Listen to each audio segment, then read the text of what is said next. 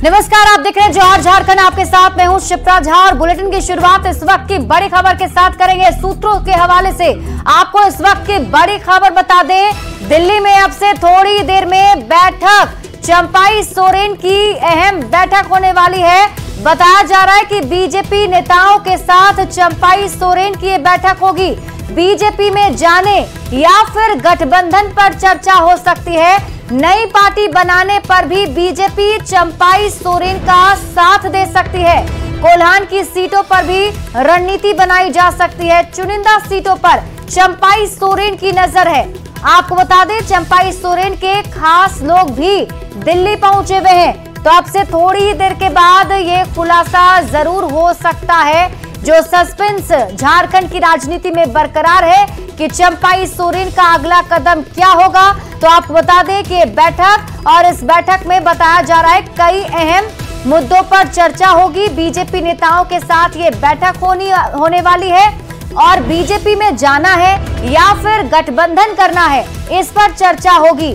नई पार्टी बनाने पर भी चंपाई सोरेन के साथ बीजेपी है और साथ ही साथ कोल्हान की सीटों पर भी रणनीति बनाई जा सकती है। चुनिंदा सीटों पर चंपाई सोरेन की नजर है।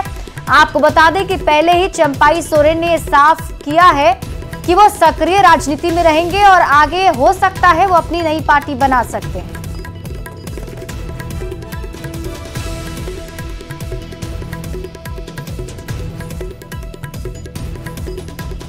और न्यूज 18 संवाददाता अमितेश अधिक जानकारी के साथ जुड़ गए। अमितेश, मुलाकात की बात कही जा रही है, कहां ये मुलाकात और बीजेपी के कौन से बड़े नेता से मुलाकात होने वाली है?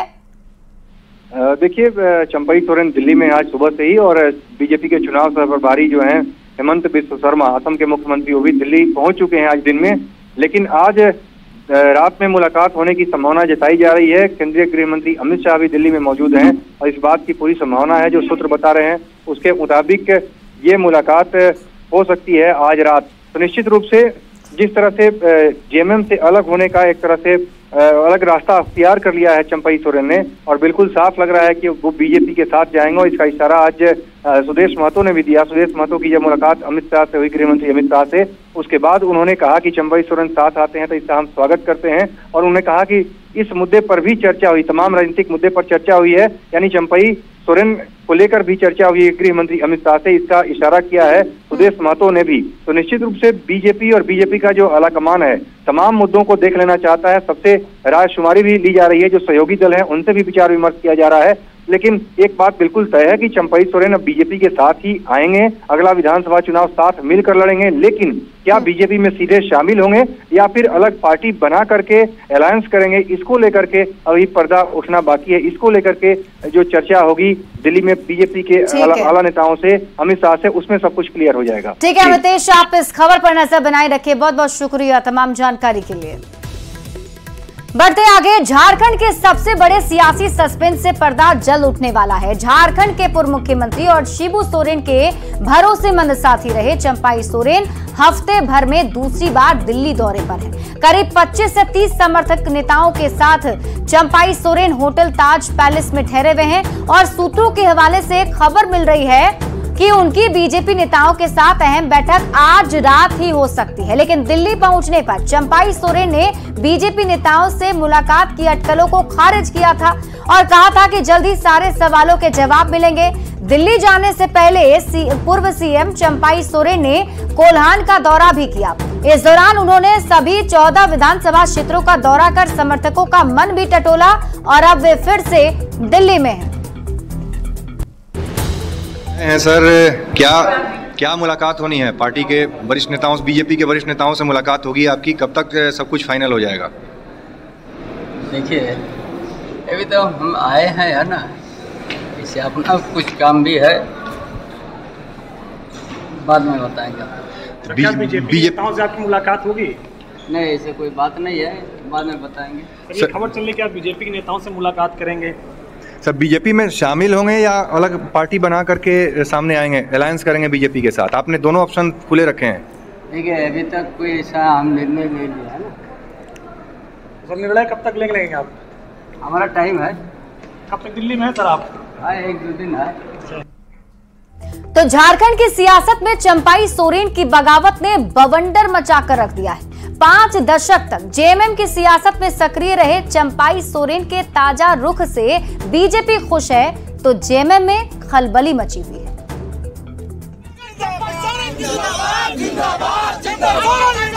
पूर्व सीएम चंपाई सोरेन की बगावत ने झारखंड में एक नया सियासी तूफान खड़ा कर दिया है। जेएमएम के संस्थापक सदस्यों में से एक रहे चंपाई सोरेन के बदले हुए सुर से प्रदेश के सत्ताधारी गठबंधन में खलबली सी मची हुई है। तो विधानसभा चुनाव से ठीक पहले जेएमएम में हुई इस बड़ी टूट से बीजेपी की बाछें खिल गई हैं। चंपाई सोरेन जी का सामने उन्होंने खुद बोला है कि 3 रास्ता है, या तो संन्यास लूंगा, या तो अपना पार्टी बनाऊंगा, या तो कोई अच्छा साथी मिल जाए तो वो साथी का हाथ भी पकड़ लूंगा। चंपाई सोरेन 10वीं क्लास में पढ़ाई कर रहे थे तभी झारखंड राज्य आंदोलन से जुड़े। 1991 में पहली बार सरायकेला से निर्दलीय विधायक बने। 90 के दशक में कोल्हान टाइगर के रूप में पहचान बनाई। 2010 में बीजेपी जेएमएम की सरकार में वो पहली बार कैबिनेट मंत्री बने। 2013 में जेएमएम कांग्रेस सरकार में फिर से मंत्री बनाए गए। 2020 में बनी सरकार में भी मंत्री रहे। हेमंत सोरेन जेल गए तो 2 फरवरी 2024 से 3 जुलाई 2024 के बीच उन्होंने झारखंड के मुख्यमंत्री की कुर्सी संभाली, पर 5 दशक के बाद अब उनका जेएमएम से मोहभंग हो चुका है। जो कुछ कर रहे हैं वो उनके लिए आत्मघाती कदम है। 40 साल से जो उन्होंने सम्मान कमाया वो किसी के बहकावे में आकर उस सम्मान को उन्होंने खुद गंवाने का काम किया है। आज भी झारखंड मुक्ति मोर्चा के ओर से उनके खिलाफ कोई शब्द का इस्तेमाल नहीं हुआ है। चंपाई सोरेन के बागी तेवर से झारखंड की सियासी हवा का रुख ही पूरी तरह से बदल गया है। बीजेपी इस मौके को लपकने की कोशिशों में जुटी हुई है तो जेएमएम ने डैमेज कंट्रोल में पूरा जोर लगा दिया है। तो चंपाई सोरेन अपनी अगली चाल चलने के लिए दिल्ली में मंथन कर रहे हैं और इसी बीच झारखंड ग्रामीण विकास मंत्री इरफान अंसारी ने बड़ा बयान दे दिया है। इरफान अंसारी ने कहा है कि अगर चंपाई सोरेन बीजेपी के इशारे पर काम कर रहे हैं तो वे आने वाले समय में 0 हो जाएंगे, क्योंकि हेमंत सोरेन ने बड़ा दिल दिखाते हुए उन्हें सीएम बनाया था। इरफान अंसारी ने कहा है कि हेमंत सोरेन को उसी वक्त अपने परिवार को आगे बढ़ाना चाहिए था। वे बसंत सोरेन या पत्नी कल्पना सोरेन को सीएम बना देते तो आज ये स्थिति नहीं होती। ये आना जाना लगा रहता है। चंपाई सोरेन जी को बहुत अनुभवी नेता मानते थे। अगर वो भाजपा के इशारे में काम करेंगे तो 0 हो गया, तो फिर 0 हो जाएगा ना। तो बेवजह इधर उधर नहीं जाएंगे हमको लगता है और वापस अपने घर लौट जाएंगे। तो विश्वास कर लिया अगर मुख्यमंत्री जी बसंत सोरेन जी को मुख्यमंत्री बना देते, हेमंत जी, और या कल्पना भाभी को बना देते तो हमें लगता है कि ये नौबत नहीं आती। तो चंपाई सोरेन पर रांची से दिल्ली तक सियासी पारा हाई हो चुका है। सबकी नजरें चंपाई सोरेन के अगले कदम पर टिकी हुई है और इन सब के बीच दिल्ली पहुंचे आजसू अध्यक्ष सुदेश महतो ने कहा है कि चंपाई सोरेन जी से उनका भावनात्मक लगाव है और हम लोग चाहेंगे कि वे झारखंड के हित में हम लोगों के साथ आए और आगे बढ़े। लगाव है और एक आंदोलनकारी के नाते उनका सम्मान भी, और जिस तरह से उन्होंने अपना वेदना पत्र के माध्यम से जाहिर किया है वो काफ़ी दुखदायक है। और उन्होंने 3 विकल्प उसमें रखे थे कि मेरे पास 3 ही विकल्प हैं, या तो मैं राजनीति से त्याग करूं, या फिर मैं नई पार्टी बनाऊं, या फिर अपना अच्छे सहयोगी के साथ चलूं। तो हम लोग अलवेज चाहेंगे, हमेशा चाहेंगे कि वो राज्य के हित में अगर वो आगे बढ़ते हैं तो साथ आगे बढ़े तो बहुत अच्छा रहेगा। बतौर एलाइज क्या आजसू चाहती है कि वो अकेले पार्टी बनाकर चुनाव लड़े? तो मैं उन्हें कोई सुझाव नहीं दे सकता। मैं सुझाव नहीं दे सकता। मैं तो हमेशा चाहता हूं जो झारखंड के लिए लड़े हैं, झारखंड का एक बड़ा राजनीतिक चेहरा है, ट्राइब चेहरा है, तो अगर वो साथ में आते हैं, वो अपनी बात को अगर मंच पे चढ़कर कहेंगे, या फिर जो उनका काम करने का स्वभाव रहा है उस स्वभाव में आते हैं और राज्य को केंद्र बनाकर काम करेंगे तो निश्चित रूप से एक अच्छा प्रभाव रहेगा। दिल्ली दौरे पर गए सुदेश महतो ने केंद्रीय गृह मंत्री अमित शाह से मुलाकात की। झारखंड में चुनाव को देखते हुए यह मुलाकात बेहद खास रही है।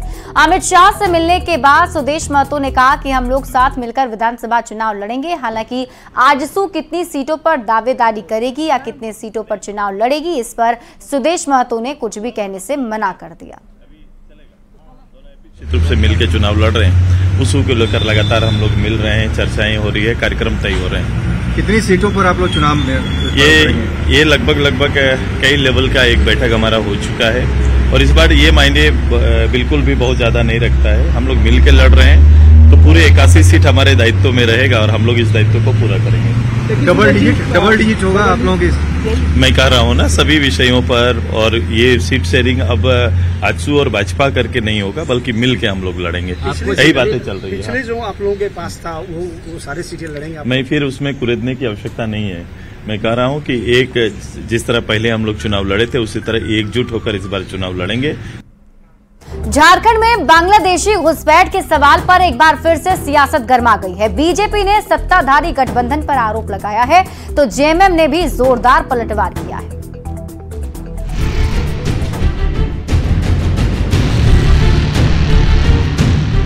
झारखंड में बांग्लादेशी घुसपैठ को लेकर गरमाई सियासत थमने का नाम नहीं ले रही। इस मुद्दे पर पिछले दिनों अदालत में राज्य सरकार की किरकिरी हो चुकी है। अब जैसे जैसे विधानसभा चुनाव की घड़ी नजदीक आ रही है, वैसे वैसे बीजेपी के नेता और कार्यकर्ता सत्ताधारी गठबंधन पर लगातार हमलावर होते जा रहे हैं। झारखंड दौरे पर आए बीजेपी के चुनाव सह प्रभारी हेमंता बिस्वा शर्मा ने भी जेएमएम पर जोरदार हमला बोला। वही है ना, घुसपैठियों का मुद्दा चुनाव का बाद भी, चुनाव का पहले भी एक बहुत बड़ा मुद्दा है। तो उस मुद्दे में हम राजनीति नहीं करना चाहता। जेएमएम भी हमको सपोर्ट करे, हम भी जेएमएम को सपोर्ट करता हूं। घुसपैठियों को झारखंड से बाहर निकालना। बांग्लादेश में एक समुदाय विशेष जिस प्रकार से तांडव कर रहा है, यह बहुत ही खतरनाक है, निंदनीय है। यानी हम कह सकते हैं कि मुस्लिम समुदाय के कट्टरपंथियों ने ऐसा करना प्रारंभ किया। हम जहां बैठे ये लोहरदगा, इन शहरों में भी डेमोग्राफी खराब करने में, बदलने में इसकी बहुत बड़ा षड्यंत्र चल रहा है। डेमोग्राफी को लेकर बीजेपी की ओर से गठबंधन सरकार पर ताबड़तोड़ हमले किए जा रहे हैं, तो भला जेएमएम चुप क्यों रहे? जेएमएम प्रवक्ता डॉक्टर तनुज खत्री ने तुरंत पलटवार किया। उन्होंने कहा कि जब 10 साल तक बीजेपी की सरकार रही, उस समय बांग्लादेशी घुसपैठ पर क्यों नहीं रोक लगाई गई? उन्हें केंद्रीय गृह मंत्री अमित शाह जी से पूछना चाहिए कि पिछले 10 सालों से उनकी सरकार है तो क्यों नहीं रोक पा रहे हैं वो घुसपैठ बॉर्डर पर। ये सवाल लेकर के झारखंड में आते हैं। झारखंड में चंद महीनों बाद ही विधानसभा की डुगडुगी बजने वाली है। इससे पहले ही प्रदेश के सियासी मैदान में सत्ता पक्ष और विपक्ष के बीच जोरदार आरोप प्रत्यारोप का दौर तेज हो रहा है। लोहरदगा से आकाश साहू के साथ रांची से गौरव झा की रिपोर्ट। 23 अगस्त को रांची में हुई बीजेपी की युवा आक्रोश रैली में जमकर बवाल हुआ था। बैरिकेडिंग तोड़ने की कोशिश के बाद पुलिस ने पानी की बौछार कर दी थी और भीड़ को हटाने के लिए आंसू गैस के गोले भी दागे गए थे। अब इस पर सियासत तेज हो गई है। झारखंड बीजेपी के सह चुनाव प्रभारी और असम के मुख्यमंत्री हेमंता बिस्वा शर्मा ने कहा है कि इस मामले को लेकर डीजीपी को कानून सिखाने की बात कह दी, जिसके बाद अब जेएमएम की ओर से भी पलटवार किया गया है। 12,000 बिना नाम का जुबाऊ का ऊपर आपने केस क्यों रजिस्टर किया? हम तो ये एफआईआर को लेके हम झारखंड का डीजीपी महोदय को बाद में कानून सिखा दूंगा। भाई कानून ऐसे लिखा जाता है। चुनाव आयोग को एडवांस रिक्वेस्ट करूंगा कि ऐसा डीजीपी नहीं चल सकते। चुनाव ऐसा डीजीपी का अंदर में नहीं हो सकता है जो डीजीपी नीरस लोगों का ऊपर टीयर गैस चलाता है, लाठी चलाता है, बारबेडुआर का फैंस लगाते हैं। बढ़कर आए हैं आसाम से यहां कानून सिखाने कि आज तक हिंदुस्तान में ऐसा नहीं हुआ। तो किसान आंदोलन क्या पाकिस्तान में हो रहा था? उनको तकलीफ हो गया कटीली तार से। जब आपने नुकीले तीर लगवा दिए रोड के ऊपर, बड़े बड़े कंक्रीट का ब्लॉकेट बना दिया एनएच के ऊपर, तब कहां थे हिमंता बाबू आप? प्रदेश बीजेपी कार्यालय में विधानसभा विस्तारक कमेटी की बैठक हुई और इस बैठक में बाबूलाल मरांडी, क्षेत्रीय संगठन महामंत्री नागेंद्र त्रिपाठी, प्रदेश संगठन महामंत्री कर्मवीर सिंह भी शामिल रहे। सभी जिलों के विस्तारित कमेटी के सदस्यों को विधानसभा चुनाव तक क्षेत्र में ही रहने का टास्क दिया गया है। और 81 विधानसभा के लोग आएंगे। विधानसभा नहीं, विस्तारक अपने अपने विधानसभा क्षेत्रों में जाएंगे और जब तक चुनाव संपन्न नहीं हो जाते हैं तब तक विस्तारक अपने अपने विधानसभा क्षेत्रों में ही रहेंगे। अलग से इम्पोर्टेंट दिशा निर्देश कुछ टिप्स दिए गए? नहीं, अलग क्या होता है भाई, चुनाव जीतना, चुनाव के लिए तो बहुत ही इम्पोर्टेंट होता है, बूथ जीतना होता है। झारखंड कांग्रेस का संवाद कार्यक्रम शुरू हो गया है। प्रदेश अध्यक्ष केशव महतो कमलेश ने रामगढ़ में कार्यकर्ताओं के साथ संवाद किया और इस मौके पर राज्य के स्वास्थ्य मंत्री बन्ना गुप्ता, रामगढ़ की पूर्व विधायक ममता देवी, राज्य धार्मिक न्यास बोर्ड के अध्यक्ष जयशंकर पाठक समेत कई लोग उपस्थित थे। पत्रकारों से बातचीत करते हुए कांग्रेस प्रदेश अध्यक्ष केशव महतो कमलेश ने कहा कि झामुमो कांग्रेस के कार्यकर्ता समेत सभी विधायक और मंत्री एकजुट हैं। या जेएमएम के लोग हैं और राजद के लोग हैं, ये काफी सुलझे हुए हैं और कार्यकर्ता किसी को जिताता है, किसी को हराता है। हमारे कार्यकर्ता और हमारे सभी मंत्री एकजुट हैं, सरकार हमारी एकजुट है। मतलब हम ये मान लें कि कार्यकर्ता सुलझे हुए हैं और चंपई जी उलझे हुए हैं। बस अब जैसा समझे, पढ़ने वाला नहीं है, इसका जो जवाब होगा तो चंपई शरण ही आपको अच्छी तरह देगा। झारखंड में कांग्रेस की पहले चरण की संवाद यात्रा शुरू हो गई है जो 30 अगस्त तक चलने वाली है। पहले चरण में रामगढ़ के बाद फिर हजारीबाग, चतरा, लातेहार, गढ़वा, पलामू, लोहरदगा, गुमला, सिमडेगा और खूंटी में प्रदेश अध्यक्ष पार्टी नेताओं से मिलेंगे और चुनाव की तैयारियों को लेकर फीडबैक लिया जाएगा। 31 अगस्त को स्क्रीनिंग कमेटी का रांची दौरा होगा। कैसे हम अधिक मजबूती के साथ चुनाव लड़ें, कैसे हम उन विधानसभा में अधिक से अधिक धारदार अपने आप को साबित करें, इसका भी टास्क प्रदेश अध्यक्ष देंगे। तो आज से रामगढ़ से शुरुआत हुई है। माँ छिन्नमस्तिके मंदिर में पूजा अर्चना के उपरांत जो है रामगढ़ में आज संवाद कार्यक्रम शुरू हुआ है। उसके बाद हजारीबाग होगा, हजारीबाग के बाद इटखोरी में नाइट स्टे हो जाएगा, फिर चतरा और पलामू प्रमंडल में जो है संवाद कार्यक्रम आयोजित होगी। राजधानी रांची में कल से ई रिक्शा, सीएनजी ऑटो और डीजल ऑटो चालक अनिश्चितकालीन हड़ताल पर रहेंगे। ऑटो चालक संघ ने इसकी घोषणा भी कर दी है। रांची में ऑटो चालकों ने आरटीओ और ट्रैफिक एसपी का पुतला दहन कर हड़ताल को सफल बनाने का आह्वान किया। रांची में ई रिक्शा के लिए 113 रूट, ऑटो के लिए 17 रूट बनाए जाने से ऑटो चालक नाराज हैं। ये लोग सिटी पास देने की मांग कर रहे हैं। 16 से 20 किलोमीटर का जो रूट सिटी पास था वो सिटी पास दिया जाए, और नहीं तो हम लोग कल से अनिश्चितकालीन स्ट्राइक पर रहेंगे। हम लोग बंदी का पूरी तैयारी कर लिए हैं। सारे चालक कल से सड़क पर रहेंगे, बिना ई रिक्शा, बिना ऑटो, बिना सीएनजी टेम्पो के बिना सड़क पर निकलेंगे। अगर जो लोग भी गाड़ी निकालेंगे, गाड़ी को हम लोग तत्काल बंद कराएंगे। एक ही मांग है, ई रिक्शा चालक और डीजल चालक और सीएनजी चालकों को जो परेशान किया जा रहा है, जो कानून तोड़ा जा रहा है, वो कानून को बंद किया जाए।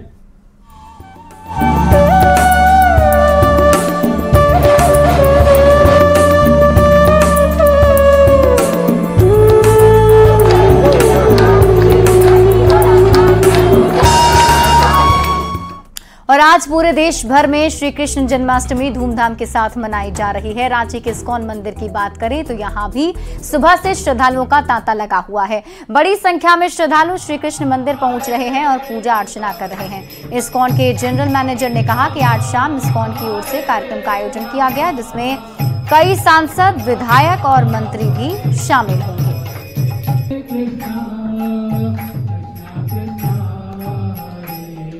4 बजे से रात के 2 बजे तक का विशेष कार्यक्रम है, जिसमें शहर के जो है MP और जितने भी गणमान्य व्यक्ति हैं सब आज वहाँ पर आ रहे हैं। बच्चों के लिए विशेष कार्यक्रम है और आज कल्चरल प्रोग्राम से हमारे 1008 जो है भगवान के लिए भोग अर्पण किया जा रहा है। 108 कलश से जो है आज हम भगवान का अभिषेक कर रहे हैं और जो है बच्चों के लिए एक क्विज कंपटीशन है।